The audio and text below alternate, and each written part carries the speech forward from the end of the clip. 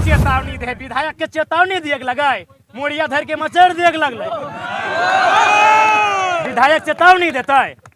अब हाउस में जाने वाले लोग हैं, अब संवैधानिक शक्ति का अनुपालन करने वाले लोग हैं, मुड़िया मचर का मल है चेतावनी कि आपका कहाँ जमीन है, कई गो अकाउंट है, उस जमीन की अब दर क्या है, सारा चिट खोलेंगे 24 में कि हमने एमएलए चुना था, एमपी चुना था, या बिजनेस चुना था, कंपनी के दलालों को चुना था। दिखते हैं तो आपने ना मौका दिया। आप अगर इस राज्य के हितार्थ के लिए, लोगों के दुख दर्द को हल करने के लिए अगर नियम बनाने की बात करते तो हम यहाँ तक आते ही नहीं। लेकिन आपने क्या किया, किसी ने महेंद्र सिंह धोनी के साथ, किसी ने अग्रवाल के साथ, किसी ने वेदांता के साथ, किसी ने टाटा के साथ, किसी ने बीएसएल के साथ पार्टनरशिप में बिजनेस किया। आपको बिजनेस करने के लिए भेजे थे या नियम बनाने के लिए भेजे थे? आज झारखंड के सभी लोगों को समझना चाहिए कि हमने व्यापारी नहीं, हमने एमएलए चुना था। ये तो व्यापारी बन गए और आज हमें दोष देते हैं। आप सब के सब व्यापारी हैं। आपका सारा चिट खोलेंगे 24 में, सारा चिट खोलेंगे, 1 बाय 1 चिट खोलेंगे। रैयत वोटर है जिसमें 1 लाख तो केवल विस्थापित वोटर है। केवल विस्थापित वोटर भी अगर एक जगह स्थापित हो जाए तो आज आंदोलन करने की नौबत नहीं आती। उनके बीच एक विधायक बन जाता और जीवन भर उनके लिए लड़ता। अगर एक दिन वो लड़ने के लिए आता तो अब तक इंसाफ मिल चुका था। तो हम मान के चले 84 गाँव, अगर हम एवरेज निकालते हैं एक गाँव में 1000 आदमी तो 84,000 आदमी। अगर 84,000 आदमी अगर यहाँ खड़े हो जाएंगे, उसका आधा भी खड़ा हो जाएगा, 42,000 उसका आधा, अगर 21,000 लोग यहाँ खड़े हो जाएंगे तो मुझे लगता है यहाँ पुलिस तो छोड़िए, यहाँ तमाम फोर्सों की संख्या कम पड़ जाएगी और 1 घंटा नहीं 10 मिनट में वार्ता के लोग हो जाएंगे। नहीं एकजुट। देखिए मेरा मानना है भारत एक लोकतांत्रिक व्यवस्था है और जो भी नियम कायदे कानून बनते हैं उसमें विधायिका का रोल होता है।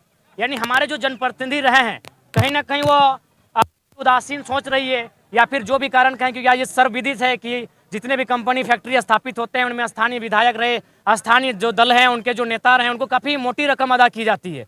तो ये कमजोरी उनकी हो सकती है। लेकिन अब हम लोग चाहे विधायक रहे या सांसद रहे, अब हम लोग किसी के आश्रित होकर रहने वाले नहीं है, क्योंकि ये लड़ाई बार पार की है। हमारे पास अब खोने के लिए कुछ बचा नहीं है। तो ऐसी परिस्थिति में अब हम लोग का मानना है कि चाहे विस्थापित की लड़ाई हो या फिर अन्य मुद्दों की लड़ाई हो या बार पार की लड़ाई होगी, चाहे जो भी परिणाम होगा, क्योंकि ऐसा परिस्थिति अगर चलता रहे तो आने वाले 20 सालों में मुझे लगता है झारखंड का अस्तित्व, झारखंड का वजूद समाप्त हो जाएगा। तो इसीलिए आप समझ सकते हैं, मैं इसी आंदोलन की व्याख्या करती हूँ। ये कहीं ना कहीं दर्द का आंदोलन था। यदि दर्द का आंदोलन नहीं होता तो 50 लड़के थे, आज 5 करोड़ तक इसकी आवाज़ पहुँच चुकी है। इसका मतलब सीधा है, ये समय का आंदोलन था, नियति का आंदोलन था, ये हम लोगों का आंदोलन नहीं था। नियति समय चाहती थी कि दर्द लोगों के लिए कोई आवाज़ बने, एक आंदोलन हो और जितने शोषित वंचित लोग हैं वो एक जगह आएँ और इस बार आखिरी अपनी जो अंतिम निर्णायक लड़ाई उसे लड़ सके। हाँ बिल्कुल, आपका ये कथन सही है कि अपनों ने लूटा गैरों में कहाँ दम था। कुछ हमारे लोग भी दोषी हैं, दोषी चूंकि उन्होंने देखा निजी स्वार्थ। आज ऐसा नहीं कि बीएसएल में आज जो हम लोग अप्रेंटिस के ही माध्यम से यहाँ इतने लोग आए हैं, तो ऐसा नहीं है। यहाँ हमें आने से पूर्व कई लोगों ने टेलीफोन किया कि आप इस मुद्दे पे मत आइए, मत आइए, अपने ही लोगों ने। तो कहीं ना कहीं आप बहुत सारे अपने लोग हैं जिनको काफ़ी मतलब धनराशि उनको दान दी जाती है या फिर उनको चंदा के रूप में दिया जाता है, उनको चुनाव लड़ने के लिए चंदा के रूप में जाता है, तो अपने लोग हैं। तो अब 23 सालों के झारखंड ने बहुत दुर्दशा को देखा है। अब अपने रहें या फिर कोई और रहे, अब हम लोग अपना शोषण नहीं सहेंगे। हमारी आवाज़ रहे, हमारे जो भी लड़ाकू हैं वो अब सामने आकर अपनी लड़ाई को लड़ेंगे, आर पार की लड़ाई लड़ेंगे। और फिलहाल हम लोग भी विधिवत लड़ेंगे, एक चरणबद्ध होकर लड़ेंगे, एक सीरीज में लड़ाई लड़ेंगे। दादा आपका कुछ सवाल था? विस्थापितों का दुर्दशा का कारण क्या है और 50 सालों में किस कारण से विस्थापित चलेगा? देखिए विस्थापितों की सबसे जो पहला कारण है आपसी एकजुटता का ना होना।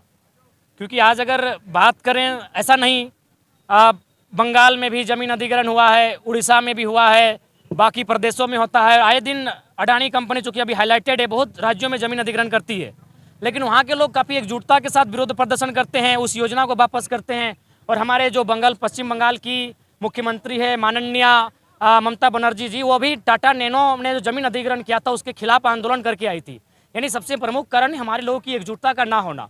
मान के चले 84 गाँव, अगर हम एवरेज निकालते हैं एक गाँव में 1000 आदमी तो 84,000 आदमी। अगर 84,000 आदमी अगर यहाँ खड़े हो जाएंगे, उसका आधा भी खड़ा हो जाएगा, 42,000 उसका आधा, अगर 21,000 लोग यहाँ खड़े हो जाएंगे तो मुझे लगता है यहाँ पुलिस तो छोड़िए, यहाँ तमाम फोर्सों की संख्या कम पड़ जाएगी और 1 घंटा नहीं 10 मिनट में वार्ता के लोग हो जाएंगे। नहीं, एकजुटता की कमी रही है। तो इसीलिए आज हम लोग सदियों से, दशकों से ठगे जा रहे हैं। तो अब मुझे लगता है लोगों की जो एकजुटता है अब जागेगी, क्योंकि अब हमारे पास खोने के लिए कुछ नहीं बचा है। जो हमारी ये जनरेशन है इसने बहुत करीब से देखा, बेरोजगारी को देखा, विस्थापन को देखा, पलायन को देखा, भुखमरी को देखा, हर तरह से शोषण को देखा। तो मेरा मानना है कि जो हमारी सबसे बड़ी समस्या है एकजुटता का ना होना, उसके बाद हमारे जो लीडर हैं, हमारे जो लोग हैं केवल वोटर्स बन के, ऐसा नहीं है कि बोकारो में हमारे आज तक जनप्रतिनिधि नहीं रहे, विशेषकर जो खाटी की बात करें, जो माटी की बात करें, हमारे आज तक सांसद नहीं रहे जो मैंने मेंबर ऑफ पार्लियामेंट में जाके बीएसएल के, सिंदरी, एफसीआई के दर्द को रख सके। हमेशा 1952 से लोग जो अन्य राज्यों के वे लोग चुन के गए, तो उन्हें क्या वास्ता होगा, हमारी ज़मीनें से क्या हमें लाभ मिलता था, हमारी ज़मीनों को छीन जाने का दर्द किसे है। तो इसीलिए हम लोग केवल वोट बन के रहे, भीड़ बन के रहे, उसे एक नेतृत्व में तब्दील नहीं कर पाए। जबकि मेरा मानना है अगर बोकारो विधानसभा की बात कही जाए, जहां 3 लाख के आसपास अगर वोटर्स है, जिसे मुझे लगता है 2 लाख प्लस हमारे रैयत वोटर्स है, जिसमें 1 लाख तो केवल विस्थापित वोटर है। केवल विस्थापित वोटर भी अगर एक जगह स्थापित हो जाए तो आज आंदोलन करने की नौबत नहीं आती। उनके बीच एक विधायक बन जाता और जीवन भर उनके लिए लड़ता। अगर एक दिन वो लड़ने के लिए आता तो अब तक इंसाफ मिल चुका था। तो हमें लगता है लोकसभा की बात करें जहां 18 से 20 लाख हमारी मतदान है, जिसमें हमको लगता है 12 से लगभग 15 लाख स्थानीय लोग वोटर के रूप में है, लेकिन आज तक अपना सांसद नहीं चुन पाते हैं। जबकि इसी क्षेत्र में कोयला है, आपका बागमारा में तमाम फैक्ट्रियां हैं, कल कारखाने हैं, सिंदरी में इतना बड़ा है, निरसा में तमाम आपके मैथेन है, पंचायत है, बोकारो में आपका वेदांता है, कहीं डालमिया है, यहीं आपका बीएसएल है, लेकिन हम अपना मेंबर ऑफ हाउस पार्लियामेंट के लिए आज तक नहीं चुन पाए। देखिए आज हम जितना आपके सामने बात को रख रहे हैं, बेहतर बात रख रहे हैं, सुनने वाले भी बेहतर हैं और आप लोग भी बेहतर लोग हैं, लेकिन हम एक हाउस चाहिए जहां हम रख सके, जहां बात की गरिमा हो, तो वहां हमारे लोग चुन के नहीं जा रहे हैं। इसीलिए अब हमारा 24 का ये भी लक्ष्य होगा। लोगों ने आरोप लगाया कि आप लोग आंदोलन कर रहे हैं, अब नेता बनने की क्या जरूरत है, MP MLA बनने की क्या जरूरत है। तो हम लोग बोले कि सड़क में आप कितना भी आंदोलन करें, सड़क में कितना भी रखें, जब तक हाउस में आपकी बातों कोई नहीं रखे उसकी गरिमा नहीं बढ़ती है। इसलिए अब हम लोग हाउस में जाएंगे और जब जब वहाँ डिबेट होगा, जब जब हमें मौका मिलेगा अपनी बात को रखने का, हम लोग कभी बोकारो BSL का बात रखेंगे, कभी FCI सिंदरी का, तो कभी पंचायत डैम का बात रखेंगे, तो कभी डालमिया का, तो कभी आपका DBC का बात रखेंगे।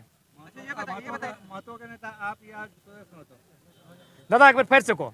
महतो का नेता हाँ। आप या सुदेश महतो? देखिए दादा, हम महतो का नेता नहीं हैं, हम विस्थापितों का नेता हैं, नेता भी नहीं है, हम उनका भाई हैं, उनके बीच का एक बेटा है। I am not a leader, हम अभी तक कोई लीडर नहीं है, ना कोई स्थापित हुए हैं। हम आज भी उनका बेटा है, उनकी दर्द को समझने वाला और उनकी बातों को बेबाकी से कोई रहे सामने रखने वाला। उसके अलावा जो भी लीडर है भैया वो लीडर है, उनको लीडर बाद मुबारक हो। हम एक बेटा हैं और बेटा बन के ही आजीवन रहेंगे और उनके हक अधिकार की लड़ाई को लड़ेंगे। लोकसभा सीटों पर आप चुनाव लड़ेंगे को चुने और बिरिंची नारायण जो है दोनों को उत्तर देंगे। कुछ चेतावनी दिए हैं, आप उनके बारे में उल्टी पुल्टी कमेंट कर रहे दादा। ठीक है, आपका भी उत्तर, पहले दादा का उत्तर। देखिए हम लोग सबसे पहले टारगेट करेंगे कि जहां माने बेकार सांसद पड़े हैं, जो लोग हमारी माटी से वास्ता नहीं रखते हैं, और विशेषकर हम लोग कम से कम तो 14 में से आधा दर्जन प्लस सीटों में हम लोग लड़ेंगे। हालांकि बहुत चैलेंजिंग है ये कहना, हम स्वीकारते हैं, कहना और करना, एक नई पार्टी बन के एक नए नेता बना स्थापित करना बहुत चैलेंजिंग है, लेकिन मुझे लगता है हमारे पास मुद्दे अच्छे हैं, हमारे पास हमारी सबसे बड़ी ताकत है हमारी निडरता, हमारी जानकारी, तो इस हिसाब से हम लोग बेहतर होंगे। आपके सवाल का उत्तर है बिरंची, उनका कमीशन है। कि अभी जितने भी नेता है या पार्टी है कह रहा है कि ये जयराम महतो कौन होते हैं, तो आयराम गायराम बहुत सारे लोग आते हैं चले जाते हैं, ये भी आए हैं चले जाएंगे, लेकिन सीट नहीं जीत पाए। ठीक है, जो हम लोग अभी जीत नहीं पाए हैं सो इतना तकलीफ है। आपकी जुबान पे हमारे नाम का चर्चा है, अरे आप कौन होते हैं हम क्यों पूछेंगे झारखंड के नेताओं को। हमारे चर्चे नीतीश कुमार के पास है, for your kind of information, हमारे चर्चे नीतीश कुमार के पास है। लॉजिकली समझा देते हैं माननीय खीरू महतो, हम उनका सम्मान करते हैं, आदर करते हैं। वे राजनीतिक विश्राम की ओर थे, अचानक वो चले जाते राज्यसभा, क्यों? देखा कि झारखंड में एक मूवमेंट हो रहा है और मूवमेंट में जो संख्या है किनकी, ऐसी बात है संख्या है लेकिन सबका आंदोलन है, सीधा उन्होंने उठाया और राज्यसभा लेके गए क्योंकि बैलेंस कर सके। और एक बात आई 60-40 बिहार में भी हो गया। माननीय नीतीश कुमार आते हैं, CM के साथ बैठते हैं, तेजस्वी जी को साथ लाते हैं और सीधा जाके बिहार में भी ओपन होता है। तो इनकी बात क्यों करेंगे, हमारे चर्चे नीतीश कुमार के पास हैं, नसीहत क्या दीजिएगा? उनको नसीहत देंगे कि देखिए पहला बात हम लोग अभी भी चाहते हैं, अरे पॉलिटिक्स में तो आप लोग स्थापित हैं, कोई 72 से है, कोई 85 से, कोई 80 से, कोई 1885 से, आपने ना मौका दिया। जयराम महतो और तमाम जो युवा हैं जो राजनीति का रण नहीं जानते हैं, नौसिखिए हैं, अभी भी नाक साफ करते दिखते हैं, इनको आपने ना मौका दिया। आप अगर इस राज्य के हितार्थ के लिए, लोगों के दुख दर्द को हल करने के लिए अगर नियम बनाने की बात करते तो हम यहाँ तक आते ही नहीं। लेकिन आपने क्या किया, किसी ने महेंद्र सिंह धोनी के साथ, किसी ने अग्रवाल के साथ, किसी ने वेदांता के साथ, किसी ने टाटा के साथ, किसी ने बीएसएल के साथ पार्टनरशिप में बिजनेस किया। आपको बिजनेस करने के लिए भेजे थे, ये नियम बनाने के लिए भेजे थे। आज झारखंड के सभी लोगों को समझना चाहिए कि हमने व्यापारी नहीं, हमने एमएलए चुना था। ये तो व्यापारी बन गए और आज हमें दोष देते हैं। आप सब के सब व्यापारी हैं। आपका सारा चिट खोलेंगे 24 में, सारा चिट खोलेंगे, 1 बाय 1 चिट खोलेंगे कि आपका कहाँ जमीन है, कई गो अकाउंट है, उस जमीन की अवैध क्या है, सारा चिट खोलेंगे 24 में कि हमने एमएलए चुना था, एमपी चुना था, या बिजनेस चुना था, कंपनी के दलालों को चुना था। तो दर्द है। दादा प्रिंस नारायण बीएसएल प्रबंधक के चेतावनी दे है यार, हमरा कटियानी के दैट चेतावनी दे, विधायक के चेतावनी दिए लगाए, मुड़िया धर के मचर दिए लगले। विधायक चेतावनी देता है।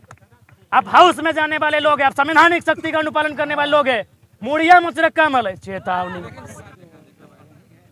निश्चय संथाल से भी बुलावा है। अरे आप तो बोलना ही भूल गए। जो बार बार ये बोल रहे थे कुर्मी आंदोलन कि आदिवासी दूर हैं। सिमडेगा में हमारी एंट्री हो रही थी, आपको जानकारी होना चाहिए। 9 तारीख को मेरा कार्यक्रम था सिमडेगा में।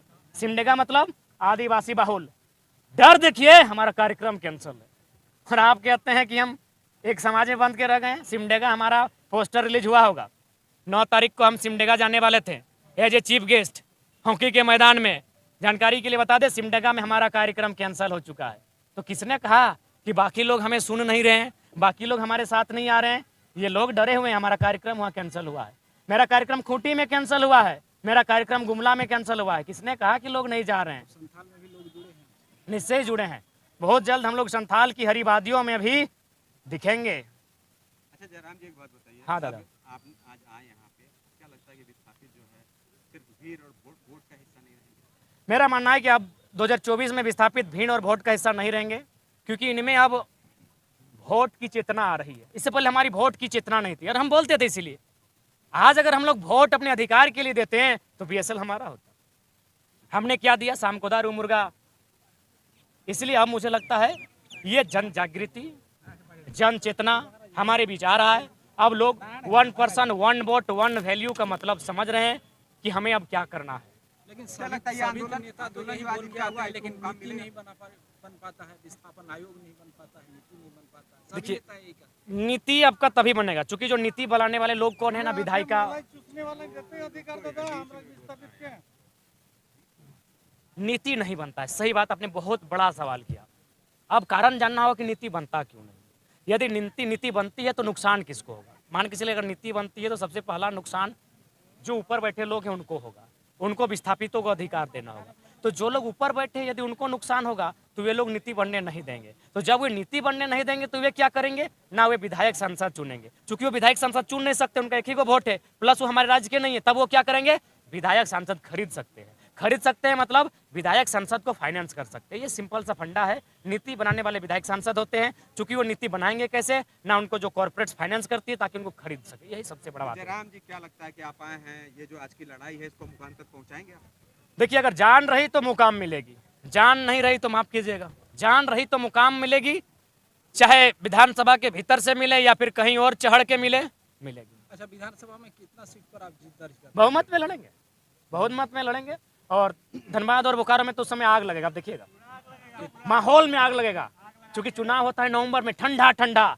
आप तमाम मीडिया बंधु आप खुले देख सकते हैं, उस समय लोगों के बदन पे जैकेट नहीं होगा, मफलर नहीं होगा, उनके गर्म कोई भी कपड़ा नहीं होगा। लोग विधानसभा चुनाव नवंबर में होगा और विशेषकर धनबाद बोकारो जो गर्म क्षेत्र कहा जाता है कोयला के कारण, वहां आग लगेगा और आग का कारण होगा पारसनाथ का टाइगर।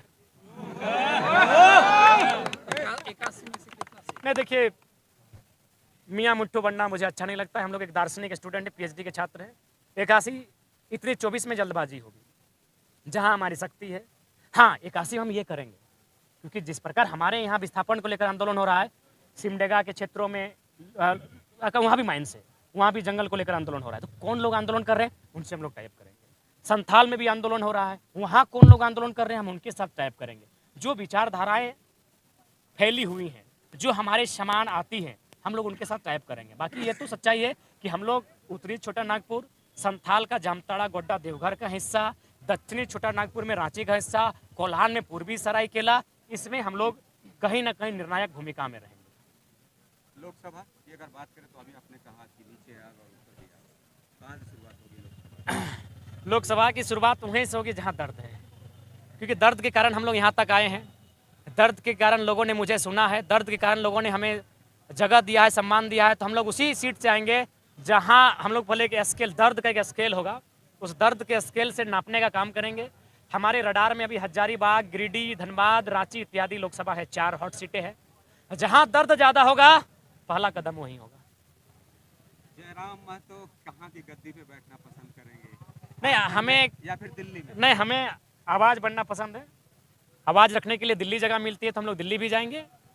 अगर विधानसभा में हम जगह मिलती है तो वहाँ भी जाना पसंद करेंगे। कुल मिलाकर हमें लोगों की बातों को रखना, मुझे लगता है कि हम लोग के पास है बातें। इसके लिए उचित मंच क्या होगा? आप दिल्ली जाना चाहेंगे? हाँ दिल्ली भी, क्योंकि वहाँ सेंट्रल में लोग देखेंगे, उन्हें बताएंगे कि किस प्रकार आज़ाद भारत में एक झारखंड है जहाँ लोगों का कत्लेआम किया जा रहा है। उन्हें बताएंगे जादूगोड़ा की कहानी कि किस प्रकार यूरेनियम यहाँ खनन किया जाता है, 47% महिलाएं बच्चा जन्म नहीं दे पा रही है। पूरे भारत को, पूरे दुनिया को हम दर्द बताएंगे कि केंद्र में बैठे लोग बस चंद मुट्ठी भर लोगों को लोभ दिलाने के लिए, खनन करने के लिए किस प्रकार हमारी नस्लों को तबाह कर रहे हैं। उन्हें हम बताएंगे किस प्रकार बुढ़ाखाप में 3 बच्चा कैंसर से मारा जाता है, कंपनी का, फैक्ट्री का जो धुआं निकलता है उससे। हम पूरी दुनिया को बताएंगे, चीख चीख के बताएंगे। इसके लिए हमें सदन में जाना चाहिए। तो दिल्ली भी कोई बुरी जगह नहीं है, हम लोग वहाँ भी जाना पसंद करेंगे। और फिर रांची तो रखा है, वहाँ तो पहुँचना ही है।